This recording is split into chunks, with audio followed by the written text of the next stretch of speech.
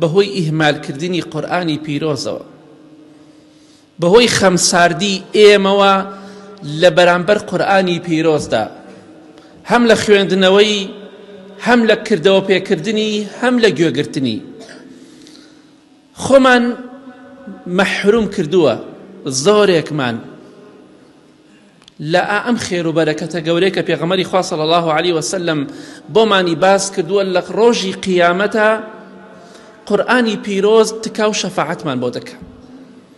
هەر کەسێک لە ئێمە کە ئیشێکی هەیە، حتا خانوگۆڕینێک کە ناوەکەی دەگۆڕی، حتا کێشەیەکی تەلاق نازانم چی، زۆربەی دەچین محامیەک دەگرین بۆی ئیشەکەمان زوو بڕوە، بۆی ئیشەکەمان بە چاکی بڕوە. ئەو خەڵکە بۆچی محامی دەگرێ؟ بۆی ئیشەکانی بڕوە، بۆی تکای بۆ بکە، ئیشێکی بۆ بکە. لە ڕۆژی قیامەتیشا ئێمە تەشبیهات نەبێ، شتێک وەک محامی دیفاعمان لێ بکە و ئیشەکانمان ڕاپەڕێنێ.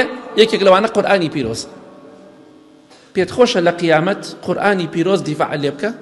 دەی بیسەلمێنە، فێر بە.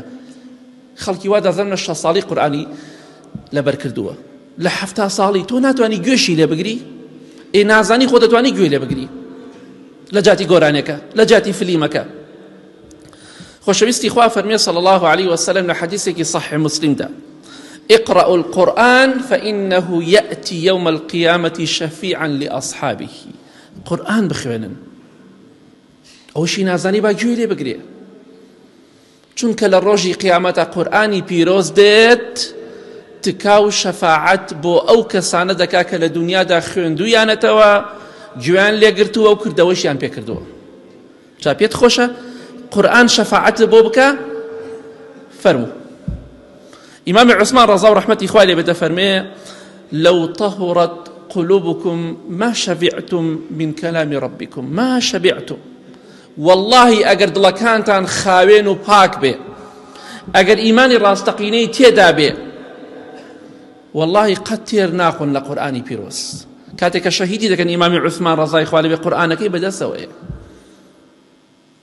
القرآن شافع مشفع. ئەمە لە صحیح تەرغیبات و پێغەمبەری خوا فەرمێ صلی الله عليه وسلم قورئان تکاکارە و تکاکارێکیشی قبوڵە. شافع شەفاعەت بۆکە، مشفع تکا و شەفاعەتیشی قبوڵە. هەرچی بڵێ خوای گەورە قبوڵی دەکات، چونکە فەرمایشتی خوای گەورەیە. کەواتە قورئان بخوێنە، کردەوەی پێ بکە و گوێی لێ بگرە، بۆی لە ڕۆژی قیامەتا بڵێ خوای گیان من تکا و شەفاعەت بۆ ئەم بەندەی تۆ دەکەم، چونکە لە دنیادا منی خوێندەوە، گوێی لە من گرت، کردەوەی بە من کرد. مەحروم و بێبەش ئەو کەسەیە لەم تکا و شەفاعەتە خۆ بێبەش کات.